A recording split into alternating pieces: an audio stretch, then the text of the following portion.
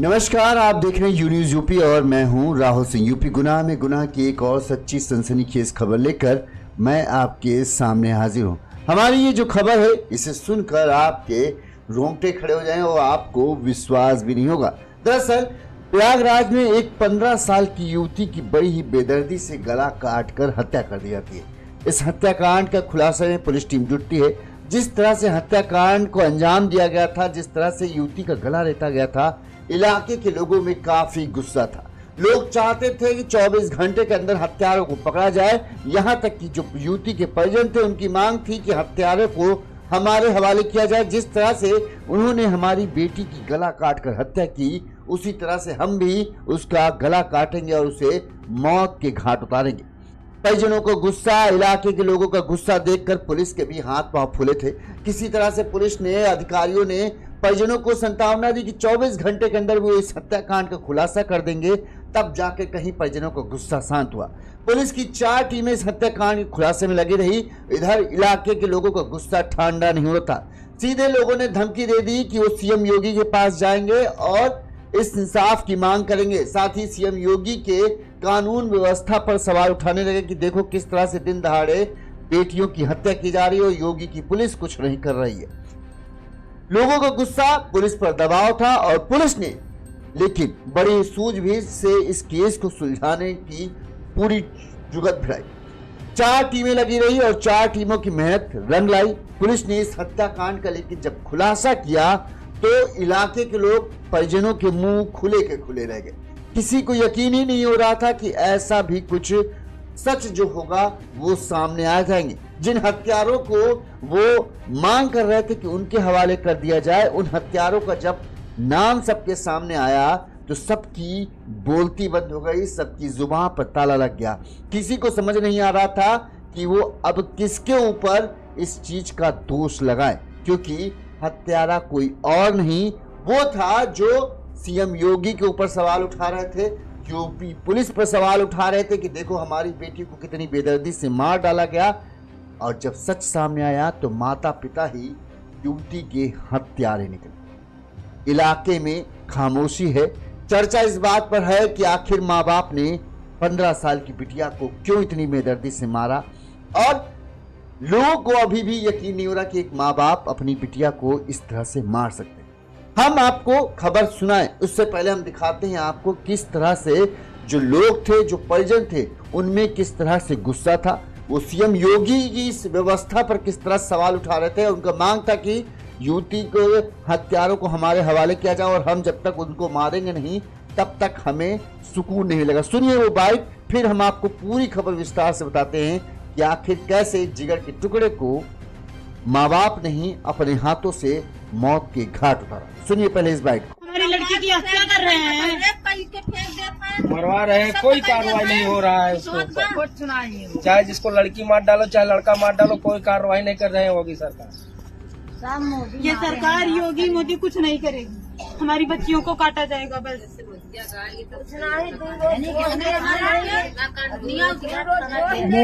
मोदी योगी कहते हैं कि अगर आपकी बेटी किसी को कुछ दिक्कत होगी अगले तुरंत 24 घंटे के अंदर। 24 घंटे हमने दिया, 24 घंटे बीत गए सर। 5:30 8 बजे से हम कर रहे हैं। 8 बजे से ये कितना 12 बजने वाला है। 24 घंटा बीत गया। उनका योगी मोदी हो या कोई प्रशासन हो, कुछ भी हो, ये क्या कर रही है हमारे साथ। हमारी लाश भी हमसे ले ली। हमने अपनी लाश नहीं देने चाहते थे, फिर भी हमारी लाश उसने उठा लिया, जबरदस्ती करा हमसे। हम क्या कर सकते हैं। तो क्या आप चाह रहे हैं पुलिस प्रशासन? हम चाह रहे हैं कि जो हमारी बच्ची के साथ ये गलत काम किया है, जिसने उसकी गला रेती है, उसको पकड़कर हमारे पास लाएगा तो हम भी उसको रेतेंगे। कोई भी हो, हम किसी को देखे नहीं है। तो किसी को शक तो नहीं है आपको? शक भी नहीं है, नहीं कुछ नहीं है सर, हमको शक भी नहीं है किसी की। हमको बस हमारा न्याय चाहिए बस। या योगी दे या मोदी दे, कोई भी दो, कोई प्रशासन दे, हमसे इससे कोई मतलब नहीं है। ऐसे हमारी छोटी छोटी बच्चियां पढ़ने जा रही हैं, कहीं से भी किडनैप करके काट पीट के। तो सुना आपने किस तरह से परिजनों में गुस्सा था। उनका कहना था कि हमें न्याय चाहिए बस, हमें शक किसी पर नहीं है, हमारे किसी से कोई दुश्मनी, लेकिन जिसने भी हमारी बेटी के साथ इस तरह का काम किया है हमें यूपी पुलिस, जो योगी पुलिस है, प्रयागराज की पुलिस है, वो उस हत्यारे को हमारे सामने पकड़ कर लाया और उसे जिस तरह से हमारी बेटी का गला रेत कर हत्या की गई उसी तरह से हम हत्या करें। पुलिस ने किसी तरह से परिजनों को गुस्सा शांत कराए रखा था, लेकिन 2 दिनों तक जब तक पुलिस ने इस केस का खुलासा नहीं किया था तब तक पुलिस के भी हाथ पांव फूले हुए थे, क्योंकि लोगों में गुस्सा बहुत था। और पुलिस ने काफी मुस्तैदी से इस केस का खुलासा किया और 4 टीमें लगी थी। 4 टीमों ने जिस तरह से इस हत्याकांड का खुलासा किया और जो सच सामने आया उसने सबके मुंह चुप करा दिया। अब हम आपको सिलसिलेवार तरीके से बताते हैं कि आखिर पूरा माजरा क्या है और कैसे ये घटनाक्रम हुआ। ये घटना है यूपी के प्रयागराज जिले की, जहां पर जो घूरपुर थाना क्षेत्र लगता है, यहाँ पर एक कांटी गांव। इसी कांटी गांव में डेरा खटकान की बस्ती है, जिसमें 15 साल की सरिता जो थी उसकी 5 नवंबर को बड़ी ही बेदर्दी से हत्या कर दी गई थी। गुरुवार की सुबह जो घर से करीब 200 मीटर की दूरी पर एक प्लाट था जिसकी 4 दीवारी थी, उस 4 दीवारी के अंदर घास जिसका खूब बड़ा मैदान था, उस मैदान के अंदर जो है सरिता की गला कटी हुई लाश पड़ी हुई थी, जिसके बाद इलाके में हड़कंप मच गया था। जब पुलिस पूरे मामले की जांच करने पहुंची तो प्रथम दृष्टया जो दिखा वो लगा जैसे किसी तंत्र मंत्र के चक्कर में युवती की हत्या की गई, क्योंकि जिस दिन युवती की हत्या की गई थी वो कार्तिक पूर्णिमा का दिन था, लड़की थी और नाबालिग थी, ठीक इसलिए। और लड़की के आसपास जो लाश मिली थी उस लाश के आसपास कुछ ऐसी चीजें मिली जैसे अगरबत्ती, नींबू वगैरह मिले थे, तो इससे लगा कि कहीं तंत्र मंत्र के चक्कर में तो एक 15 साल की बच्ची की बलि तो नहीं दी गई। बहरहाल पुलिस ने पूरे मामले की जांच शुरू की, पहले शव को कब्जे में लिया, पोस्टमार्टम के लिए भेजा और इस दौरान तो लोगों का गुस्सा भड़क पड़ा, लोग इंसाफ की मांग करने लगे। अब हम आप लड़की का परिचय बता देते हैं। घूरपुर थाना क्षेत्र में काटी गांव के रहने वाले जो थे, ये जो खटकान बस्ती थी, इसी खटकान बस्ती के रहने वाले थे रमेश सोनकर के 3 बेटों के बीच इकलौती बेटी थी सरिता। रमेश जो है सब्जी वगैरह बेचने का काम करते थे और इससे अपना परिवार चलाते। बड़ा बेटा मुंबई में प्राइवेट नौकरी करता है, जबकि 2 अन्य बेटे जो हैं वो यहीं रहते हैं और साथ में सरिता जी, यानी 3 लोग थे, पति पत्नी थे। परिजनों के अनुसार जो माता पिता ने पुलिस को बताया था उसके अनुसार था सरिता जो है गुरुवार की सुबह करीब 5 बजे घर से जो है शौच के लिए निकली, लेकिन वापस नहीं लौटी। जब काफी देर तक वो वापस नहीं लौटी तो उसकी खोजबीन शुरू की गई, लेकिन कहीं कुछ पता नहीं चला। इस दौरान कुछ लोगों जो युवती को ढूंढ रहे थे उन्होंने घर से करीब 100 मीटर पर दूर देखा एक प्लाटिंग कह दिया था, वहां खूब बड़ी बड़ी घास खड़ी थी। जब युवकों ने उस दीवार के पार झांक कर देखा तो उन्हें सरिता की लाश दिखाई पड़ी। वो चीखते चिल्लाते गांव पहुंचते हैं और गांव में चलाते हैं कि सरिता का वहां देखो लाश मिली हुई है। तुरंत ही गांव के लोग दौड़ते भागते वहां पहुंचते हैं। जब वहां पहुंचते हैं तो वहां का मंजर देखकर सब सन्न रह जाते हैं। सरिता की किसी तेज धारदार हथियार से गला काटकर हत्या की गई थी।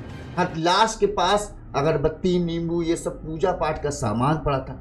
अब इससे लोगों को लगा कहीं तंत्र मंत्र के चक्कर में तो सरिता की बेदर्दी से हत्या नहीं कर दी गई। वहीं माँ बाप और भाइयों का रो रो कर बुरा हाल था। तुरंत ही इस बात की सूचना पुलिस को दी जाती है कि ऐसा सा मामला है। घूरपुर थाना की पुलिस टीम पहुंचती है।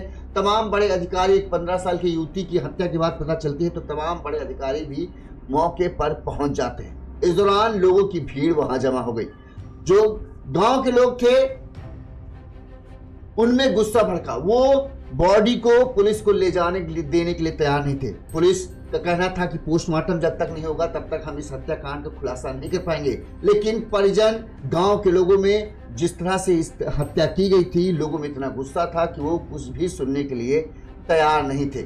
उनका कहना था कि कैसे एक 15 साल की जवान युवती की हत्या इतनी बेदर्दी से की गई है, पहले हत्यारों को पकड़ा जाए उसके बाद वो लाश को उठने देंगे। इस दौरान जो है इलाके के लोगों का गुस्सा बढ़ता देख जो है पुलिस आयुक्त जोगेंद्र कुमार और अपर पुलिस आयुक्त जो है डॉक्टर अजय पाल शर्मा भी घटनास्थल पर पहुंचे। उन्होंने लोगों को समझा बुझाकर शांत कराया, साथ ही ये भरोसा दिलाया कि 24 घंटे के अंदर वो इस हत्याकांड का खुलासा कर देंगे। अगर पोस्टमार्टम के लिए बॉडी जाएगी तो जल्द से जल्द हो सकता है उससे पहले भी वो इस हत्याकांड का खुलासा कर दें। इसके बाद भी कहीं जाकर परिजन थोड़ा बहुत शांत हुए और शव को पोस्टमार्टम के लिए ले जाने दिया गया। लेकिन फिर भी लोगों में गुस्सा था। लोग सीधे सीधे इंसाफ की मांग कर रहे थे। सीएम योगी के ऊपर सवाल उठा रहे थे कि योगी मोदी के दावे चाहे जितना हो, लड़की बचाओ लड़की बताओ, देखो इस तरह से दिन दहाड़े एक लड़की की हत्या कर दी जाती है और योगी मोगी पुलिस कुछ नहीं कर पाती, हत्यारे खुलेआम घूम रहे हैं। उनकी मांग थी कि हत्यारों को हमारे हवाले किया जाए। हम जिस तरह से हमारी बेटी की गला काट कर हत्या की गई है, उसी तरह से हम भी उनका गला काट कर उन्हें मौत की सजा देंगे, तभी हमारी जो है आत्मा को शांति मिलेगी। लेकिन जब उनसे पूछताछ पुलिस ने तुरंत ही घूरपुर थाना पुलिस ने अज्ञात के खिलाफ हत्या का मुकदमा दर्ज किया गया।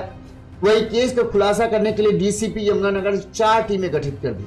मामले में पुलिस को कई अहम जांच पड़ताल के दौरान कई अहम सुराग भी मिले, जिससे पुलिस को लगा कि हाँ, वो इस केस को सुलझा सकती है। पुलिस ने परिजनों से बात की, गांव वालों से पूछताछ की और पुलिस को सबसे बड़ा यह था कि क्या किसी से कोई रंजिश, कोई दुश्मनी। तो माता पिता जो हैं, उन्होंने रमेश सोनकर वगैरह ने इससे साफ इनकार कर दिया कि हमारी किसी से कोई दुश्मनी नहीं, ना ही हमारी बेटी जो है, उनका कहना था बड़ी सीधी है, किसी से कोई उसका लेना देना नहीं।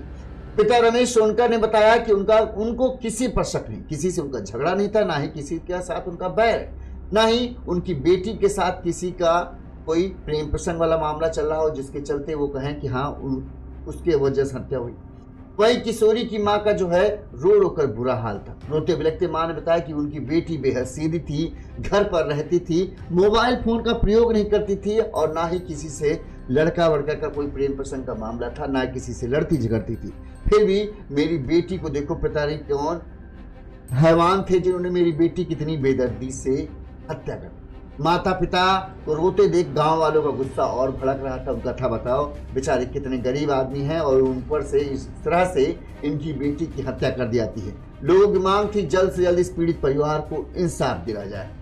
लिहाजा पुलिस भी 4 टीमें, फोन सर्विलांस, आसपास के लोगों से सादी वर्दी में भी लोगों को भेजा गया ताकि वो पुलिस जो बातें जो है वर्दी के सामने लोग नहीं करते, कई बार वर्दी के पीछे कर देते हैं, लोगों के गांव के बात जानने की कोशिश करे। पुलिस टीम 4 बजे जुटी। इस दौरान गुरुवार शाम को सरिता के शव का पोस्टमार्टम कराया गया। देर शाम आई रिपोर्ट से पता चला कि सरिता की गर्दन पर धारदार हथियार से, और वो भी दांत वाले हथियार से, यानी दरेती से, दतिया जो होती ना, दतिया जो घास काटने की दतिया होती, उससे गला काट कर हत्या की गई। तो पुलिस को एक तो मामला ये हुआ कि जब भी कभी बली का मामला होता है तो दतिया जैसे हथियार का इस्तेमाल नहीं किया जाता है, बल्कि किसी तेज धारदार एकदम सीधे चाकू वगैरह का इस्तेमाल किया जाता है या तलवार का इस्तेमाल किया जाता है, जिससे हत्या आसानी से की जा सके। लिहाजा पुलिस को लगा ये तंत्र मंत्र वाला मामला जो है वो सिर्फ दिखावे के लिए था। हत्या की गई, दतिया से हत्या की गई, तंत्र मंत्र की सामान वहां इसलिए डाला गया ताकि पुलिस को गुमराह किया जा सके कि ये मामला तंत्र मंत्र के चलते हत्या की गई है। पुलिस को पता चला कि वो हो न हो इसमें कोई ऐसा ही शामिल है जो लड़की का बेहद करीबी है, जिसे लड़की बेहद अच्छी तरह से जानती है और जो उसने हत्या की वो भी उसे बहुत करीब से जानता है। यानी अब पुलिस का जो शक का दायरा था वो घर के करीबी लोगों पर ही आ चुका था। वहीं पोस्टमार्टम रिपोर्ट से यह भी पता चला कि हत्या से करीब 1-1.5 घंटे पहले किशोरी ने खाना खाया था, क्योंकि उसके पेट से जो है अपच, जो खाना पचा नहीं था, वो मिला। अब यहाँ पर जो परिजनों का बयान था वो शक के घेरे में आ गया। परिजनों ने बताया कि सुबह 5 बजे जो है लड़की शौच के लिए गई थी और उसके बाद से गायब, जबकि उसके जो पेट में पोस्टमार्टम रिपोर्ट से आया कि 1 घंटे, हत्या से 1 घंटे पहले लड़की ने कुछ खाया था। अब सुबह 5 बजे अगर कोई शौच के लिए जाएगी तो 4 बजे तो उठ के वो खाए कुछ, ये संभव नहीं है, वो भी चावल और खाना पूरा खाए, तो वो संभव नहीं। लिहाजा पुलिस को लगा कि यहाँ मामला गड़बड़ है। वहीं पोस्टमार्टम से ये भी पता चला कि हत्या का समय जो है वो रात के आसपास का है, ना कि सुबह 5 बजे के बाद का। अब पुलिस को सबसे पहले शक गया माँ बाप पर, क्योंकि उनका ही ये बयान था कि जो लड़की है शाम के 5 बजे जो है वो टॉयलेट करने, मतलब शौच के लिए गई थी और उसके बाद गायब हो गई।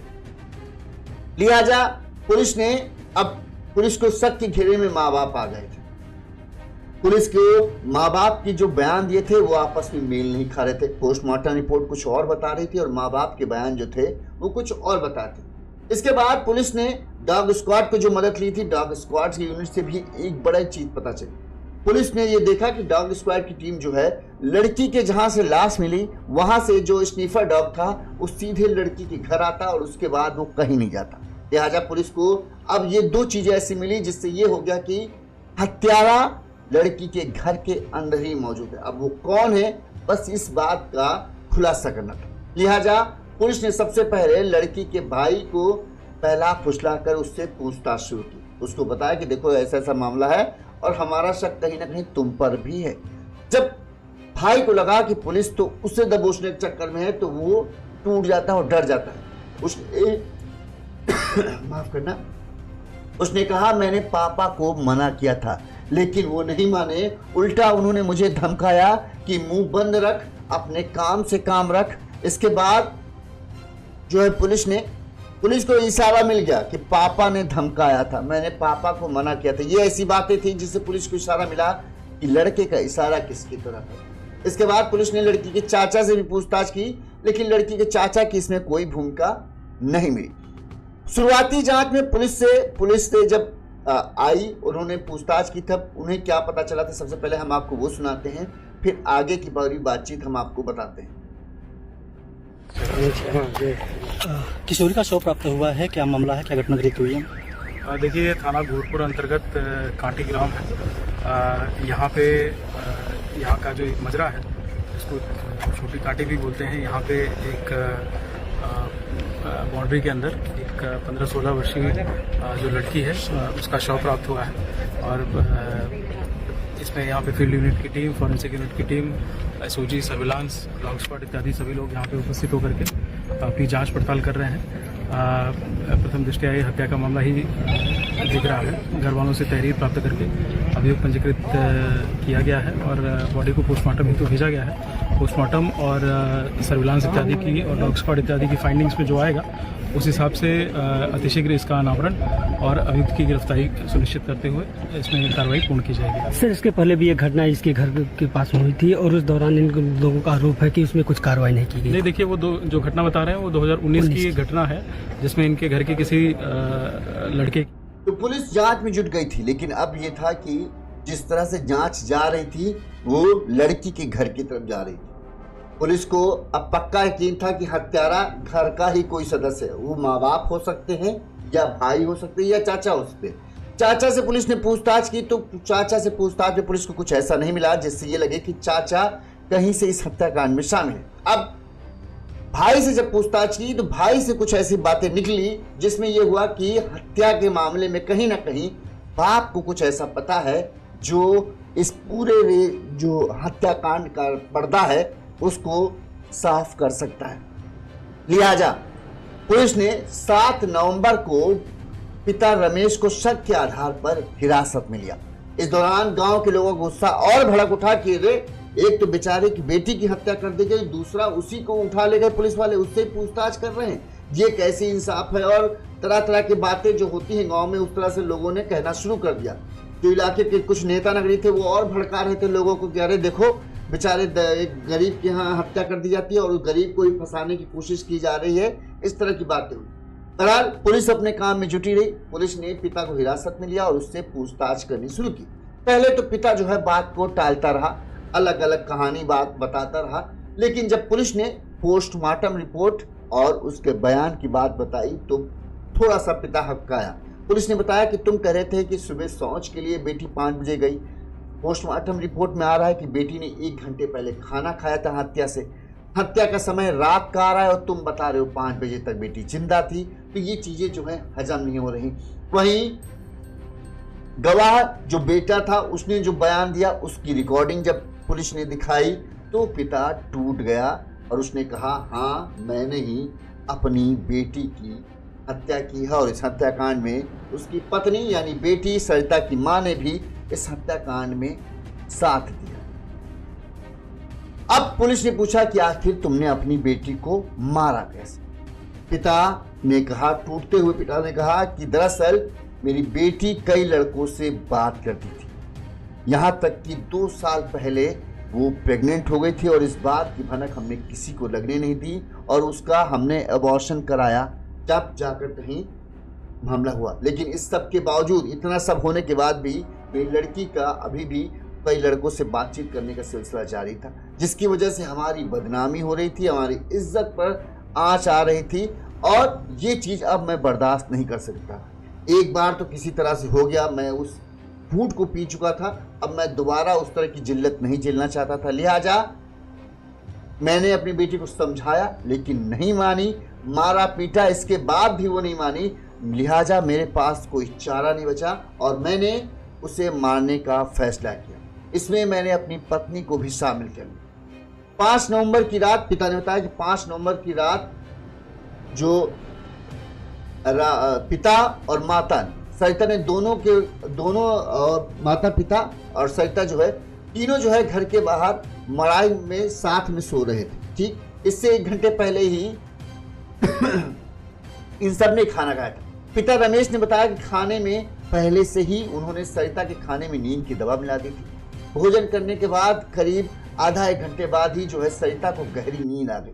रात करीब 12:30 बजे जब सरिता गहरी नींद सो गई तो रमेश और उसकी पत्नी की मदद से उसे उठाकर घर से करीब जो 100 मीटर दूर जो प्लाट था जहां जिसके 4 तरफ बाउंड्री थी, उस बाउंड्री में उसे ले गए।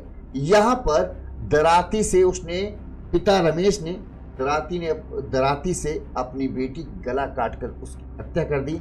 इसके बाद उसकी लाश को झाड़ियों में छुपाकर जो है दोनों घर लौट आए और घर आकर सो गए। ऐसा उन्होंने दिखाने की कोशिश की जैसा उन्हें कुछ हुआ ही नहीं और ना ही उन्हें कुछ पता है।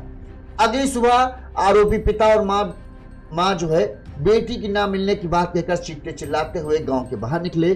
गांव के लोगों को जब माँ बाप का शोर दिखा तो गांव के लोग भी, पूरे गांव में सनसनी फैल गई कि 15 साल की बिटिया सौंच के लिए गई थी, कैसे कहाँ गायब हुई, तो पूरे गांव में हड़कंप मच गया। इस दौरान उन्होंने प्लान के तहत ही लाश के पास जो है तंत्र मंत्र जैसा सामान, सिंदूर, नींबू ये सब डाल दिया ताकि लोगों को लगे कि तंत्र मंत्र के चक्कर में बेटी की गला काटकर हत्या की गई।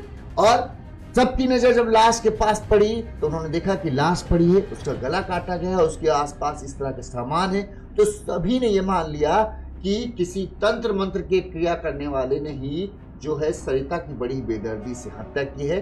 और बेचारे माँ बाप के ऊपर क्या गुजर रही होगी जो उन्होंने अपनी जवान बेटी की इस तरह से लाश देखी। सब माँ बाप से हमदर्दी दिखा रहे थे लेकिन माँ बाप अंदर ही अंदर जानते थे कि उन्होंने क्या किया है। यहाँ तक कि मैंने आपको आधी बार दिखाई थी, आप देखिए किस तरह से लोगों में गुस्सा था।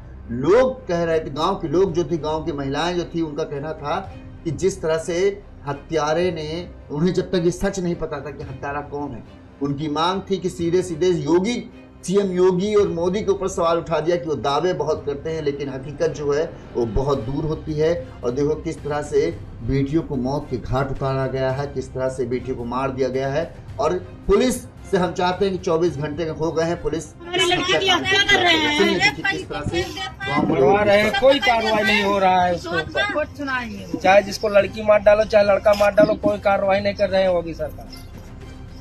ये सरकार योगी मोदी कुछ नहीं करेगी, हमारी बच्चियों को काटा जाएगा बस।